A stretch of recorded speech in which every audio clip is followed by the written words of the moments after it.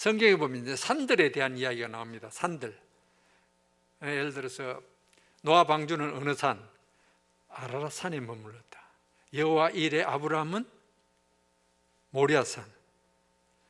또 엘리야가 하늘에서 불이 떨어지게 한 산은 갈멜산. 이런 산들, 그 교훈들이 있죠. 그다음에 동시에 산들이 그 죽음과 관계되는 사건이 있는 산들이 또 많이 있습니다. 예를 들어서 모세는 어느 산?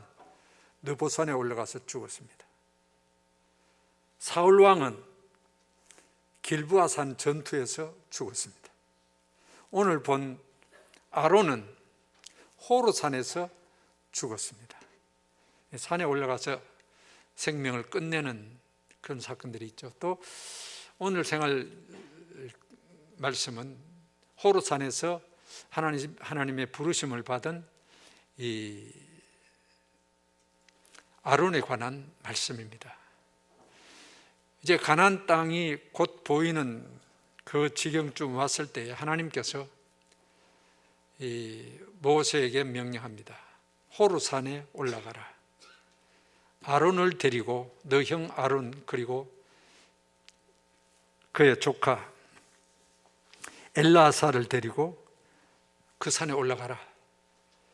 그리고 그 산에서 아론은 못 내려올 것이다. 거기서 죽음을 맞이한다. 그런데 죽기 전에 해야 될 것이 있는데 그게 뭐냐? 아론이 입고 있던 그 옷을 벗겨서 그 아들에게 입히라 하는 말씀을 합니다. 그래서 모세가 아론을 데리고 또 엘라사를 데리고 산에 올라가서 아론의 옷을 벗겨서 그의 아들 엘라사에게 입혔습니다.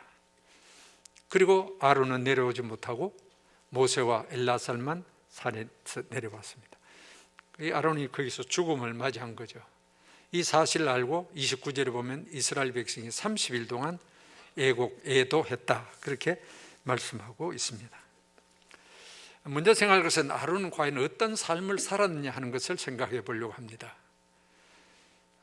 우리가 어떤 사람이 죽었을 때 뒤돌아보면서 그 사람이 이렇게 살았구나 하는 그 사람의 삶의 흔적을 한번 더듬어 보죠. 우리 주변에 내 주변의 사람이든지 혹은 국가 권력을 가졌던 사람의 죽음이라든지 보면 저분이 저렇게 살다가 갔구나. 어떤 죽음에 대해서는 참 안타까움을 가지기도 하고 어떤 죽음에 대해서는 시원하다, 잘 갔다 그런 반응을 보일 수도 있습니다. 아론은 123세 살았습니다. 모세는 120세였죠. 3살 차이가 나니까 같은 해에 죽었습니다. 아론은 350번이나 등장합니다. 성경에 굉장히 많이 언급이 되는 사람입니다. 우리가 아는 대로 모세의 형이요, 특별히 그는 달변가였습니다. 말을 잘했습니다. 하나님께서 모세를 불러서 바로 앞에 가서 출애굽시키라 했을 때 사양하면서 뭐라고 이야기합니까? 나는 말을 잘 못합니다. 그때 하나님께서 너 형 아론이 있지 않느냐? 그가 말 잘하는 거 안다. 그래서 달변가인 것을 알게 됩니다. 그는 평생 동생 모세의 협력자였습니다. 모세를 잘 도왔습니다. 1인자가 아니라 2인자였습니다. 그러면서 출애굽의 큰 역사를 이루었죠. 무엇보다도 그는 대제사장의 직임을 받습니다. 출애굽기 28장에 보면 그는 대제사장으로 임명이 되어서, 대제사장은 백성들을 위해서 제사 드리는 역할이고 성막을 중심에서 섬기는 삶이었습니다. 자, 아론이 과연 참 잘 살았냐 못 살았냐? 잘 살았다는 것은 하나님 앞에서 어떻게 일생을 살았는가 하는 것을 생각해 봅니다. 그는 모세만큼 위대하지는 않았습니다. 그러나 그는 동생 모세를 도와 출애굽의 역사를 일으켰습니다. 그리고 40년 동안 광야 통과할 때마다 모세의 협력자가 되어서 그 일을 이루었습니다. 성막 중심에 그는 봉사자였습니다. 물론 그의 일생 가운데 가장 치명적인 잘못도 있습니다. 출애굽기 32장에 나오는 금송아지 사건입니다. 모세가 말씀을 받기 위해서 시내산에 올라갔을 때에 백성들이 기다리지 못하고 우리를 인도해낼 신을 만들라. 모세는 어디 가버린지 모르겠다. 그랬을 때 그는 백성들에게 금붙이를 딱 가져오느라 해서 뚝딱뚝딱 해가지고 금송아지를 만들어 숭배하게 했습니다. 아주 치명적인 잘못을 범하기도 했죠. 그러나 이 땅에 누가 완전하게 살아갑니까? 그런 약점이 있었음에도 불구하고 전반적으로 볼 때 아론은 정말 하나님 앞에서 받은 직임을 따라 최선을 다해서 섬겼던 사람입니다. 백성들로부터도 존경을 받았습니다. 그가 죽었을 때 30일 동안 애도합니다. 모세가 죽었을 때 신명기 34장에도 모세가 죽었을 때도 백성들이 30일간 애도했던 것을 보게 됩니다. 내 자신이 일생을 살고 난 뒤에 돌아보면서 두 가지 반응을 보입니다. 각자가 후회하면서 내가 참 잘못 살았어. 왜 이래 살았는지 모르겠다. 자신을 보면서 후회할 수도 있습니다. 혹은 반대로 감사할 수도 있습니다. 하나님 부족하지만 은혜로 여기까지 왔습니다. 감사합니다. 후회로 마감할 것인가 감사로 마감할 것인가. 또 혹은 한 사람의 끝을 보면서 주변의 사람들이 인간이 저 모양이야. 저래 살다가 가는데 왜 이렇게 모질게 못되게 사는지 모르겠다 하는 평가를 할 수도 있습니다. 저래 살아서는 안 돼. 그런 이야기죠. 신앙도 왔다 갔다 하고 잘못되고 이웃과의 다른 사람과의 관계에서도 아주 좋지 못한 관계가 갈등을 일으키고 특히 교회를 섬기면서 교회에 해를 끼치고 이렇게 살았다면 저건 아니야. 그렇게 이야기할 겁니다. 그러나 반대로 참 잘 살았다 저분 참 아쉽다 안타깝다 그의 죽음이 그런 반응을 보일 수도 있습니다. 신앙의 본이 되었고 교회 섬김의 본이 되었을 때 우리는 그런 평가를 하게 됩니다. 그런데 그의 123세 일생을 살고 난 뒤에 이제 죽음입니다.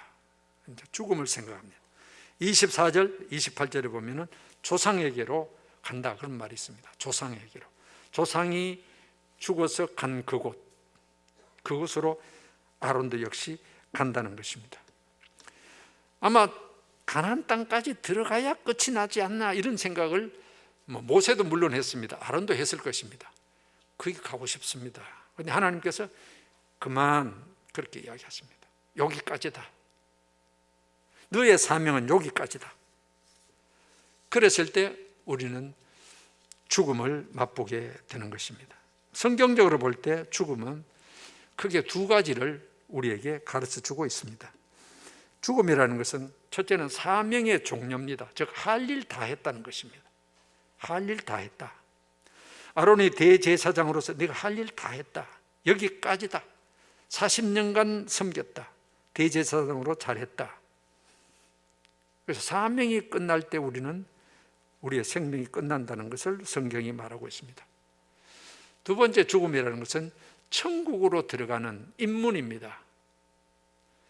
죽음의 요단강을 건너서 우리는 영원한 천국에 들어가게 되는 것입니다. 여기서 조상에게로 갔다 하는 표현, 조상들이 간 천국을 의미합니다. 근데 우리는 보통 죽어서 내가 어디 묻힐까를 관심을 갖습니다. 자손들도 부모님 혹은 조부모님을 어디다가 묻을까 여기에 대해서 굉장히 큰 관심을 가집니다. 어떻게 하든지 좀 거시기한 사람들은 국립묘지에 안장되고 싶다. 그런 이야기도 있고 또 명당이다. 이제 이런 좋은 장소가 묻으면은 자손들이 복을 받는다는 그런 미신적인 생각에 어디다가 묻느냐. 또 죽음을 맞이하는 당사자는 내가 어디다가 묻힐까? 사실은 죽고 난 뒤에 어디 묻힌지 모릅니다. 알아요? 몰라요. 죽은 사람 모릅니다. 어디 묻힌지. 가루로 뿌려서 없어져 버린지 모릅니다. 정작 관심을 가져야 될 것은 죽음의 요단강 건넌 뒤에 어디로 가느냐입니다. 천국으로 가느냐 못 가느냐, 그것이 중요하고 그것이 주 관심사가 되어야 되는 것입니다.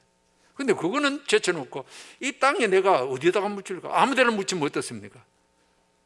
어디 있으면 뭐답니까?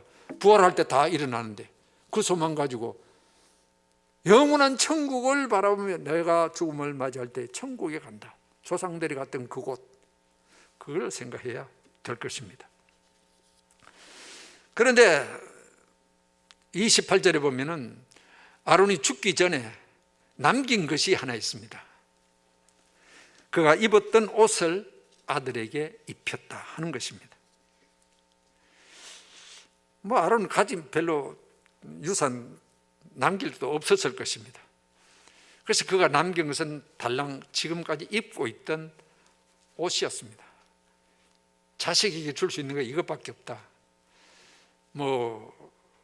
자식에게 돈도 주고 집도 주고 밭도 주고 줄 수 있으면 좋죠. 그러나 아론은 그런 줄 게 없었습니다. 그가 줄 수 있었던 것은 입고 있던 옷. 그럼 대단한 옷이겠습니까? 오랫동안 입었던 옷인데 광야 통과하면서 헤어지고 낡아지고 낡았을 것입니다. 고가의 어떤 그런 아주 비싼 너무너무 좋은 것이기 때문에 이거 없앨 수 없어, 아들한테 줘야 되겠다, 그것도 아니었습니다. 그렇게 고가의 옷도 아니었습니다. 그런데 이것은 대단히 중요한 의미를 갖고 있습니다.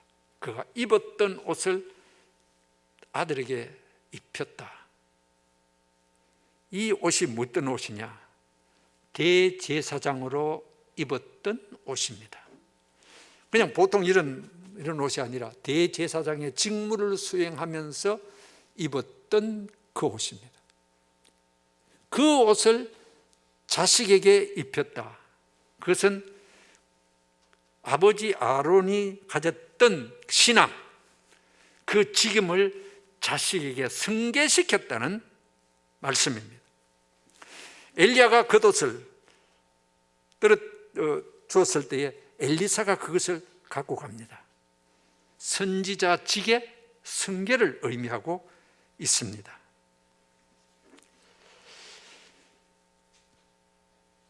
우리는 자식에게 무엇을 줄 수 있습니까? 어떤 옷을 줄 수 있습니까? 아니, 어떤 옷을 주어야 될 것입니까? 여기 아론의 이 옷을 준 것은 지금 말씀드린 대로 승계, 무엇을 승계시켰는가? 두 가지를 생각할 수 있습니다. 하나는 믿음을 승계시킨 겁니다. 신앙을. 그리고 다른 하나는 대제사장으로서의 사명, 직무, 이 사명을 승계시켰습니다. 제일 중요한 것, 꼭 필요하게 자식에게 입혀야 될 옷이 뭐냐? 이 옷입니다.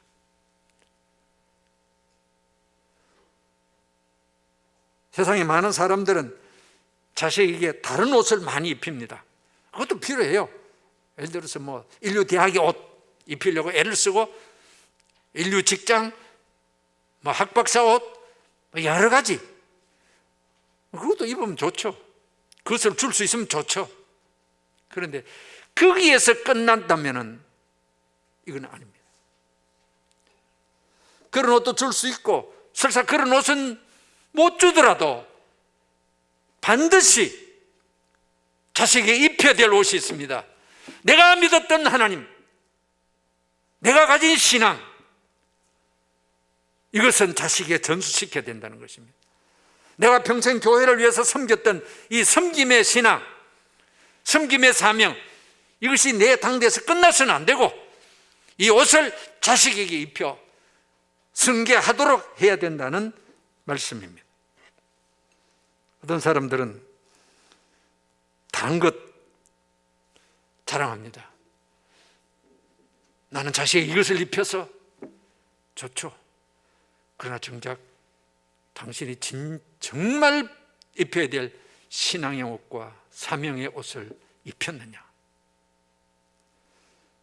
지금 내 자손 가운데, 자식들 가운데 이 옷을 입고 있지 않는 사람이 있다면 여러분 안타까워하면서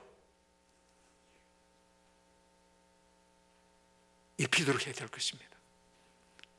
근데 여러분 그런 안타까움이 있어요. 물론 자식에게 좋은 것을 이미 이런 옷을 입혔을 분들은 참 감사할 일이죠. 그러나 이 옷이 없이 엉뚱한 다른 옷만 입고 있다면 여러분 절박한 심령으로 입혀야 됩니다.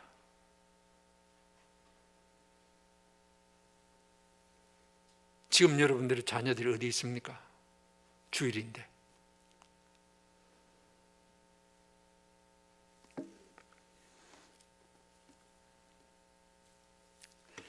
지난 주간에 제가 어떤 목사님 설교하시는데 벌들에 대한 이야기를 하는 것을 들었습니다. 처음 들었어요. 저는 꿀벌들의 그 생태를 잘 몰랐는데 여러분 꿀벌들 종류가 세 가지가 있답니다. 첫째는 숫벌, 숫놈인데 이건 별 볼 일 없는 벌이에요. 일도 안 하고 놀고 먹어요. 이건 일벌이 있습니다. 일벌.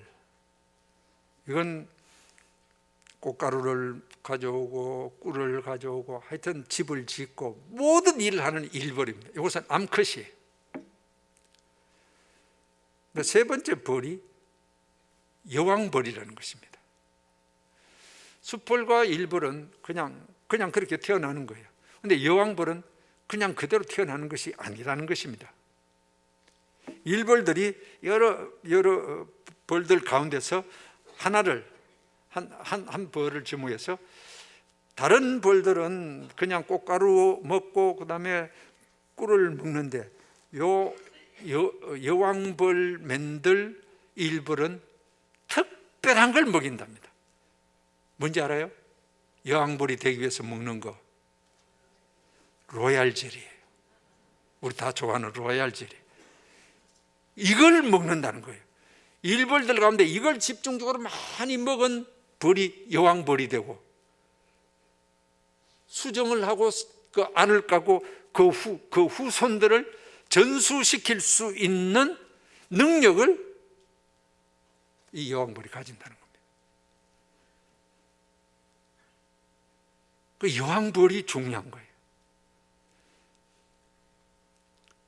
그냥 되는 것이 아니라 로얄 젤리를 먹어야 여왕벌이 된다는 것이죠. 그렇게 변화된다는 것입니다. 우리가 영적으로 하나님 앞에 제대로 생명을 잉태하고 생명을 전수시킬 수 있는 사람이 되자면 로얄 젤리를 먹어야 돼요. 나도 먹고 자손들에게 먹여줘야 돼요. 영적으로 볼 때 그렇게 되는 로얄 젤리가 뭐겠습니까? 말씀이에요. 또 교회 중심으로 보면 우리가 가진 5대 핵심 가치, 이것을 제대로 전수하는 것, 그러면 여왕벌이 나온다는 것입니다. 가정에서 자녀들에게, 교회 안에서는 다음 세대 주일학교 가운데 여왕벌 같은 존재, 나무로 말하면 영적인 거목들이 태어나도록 우리는 힘써야 되는 것입니다. 코로나 사건 때문에 많은 것이 제약을 받고 위축을 받고 도전을 받죠. 참 어려워졌습니다. 교회도 마찬가지입니다. 지금도 아직까지 온라인 예배가 있고 온라인 참석하는 분이 있습니다. 그런데 어떤 교수의 발표를 들어보니까 그래요. 이 온라인으로 어른들은 그래도 그나마 신앙적인 어떤 것을 유지를 해 가는데 문제는 주일학교라는 겁니다. 초등학생들, 중고등학생들이 문제라는 겁니다. 온라인 가지고 안 된다는 겁니다. 신앙의 질도 떨어져 버리고 양도 떨어져 버립니다. 지금 코로나 사태 때문에 양이 엄청나게 떨어집니다. 지난주에는 제가 어떤 목사님, 원로 어떤 목사님 대화가 오는데, 김 목사님, 우리 교회는, 그러니까 그분이 교회 섬겼던 그분은 큰일 났어. 왜요? 한 반밖에 안 나온대요. 반. 50%가 줄었다는 것입니다. 교인들. 그리고 헌금도 50% 줄었어. 그런 말씀을 해요. 유명한 교회입니다. 교회 이름은 안 되겠어요. 아주 유명한 교회입니다. 손꼽히는 교회입니다. 그런데 우리 당회장 목사님 말씀 들으니까 우리 교회는 그 정도까지는 아니에요. 헌금도 예산의 98%가 나왔다 그럽니다. 할렐루야.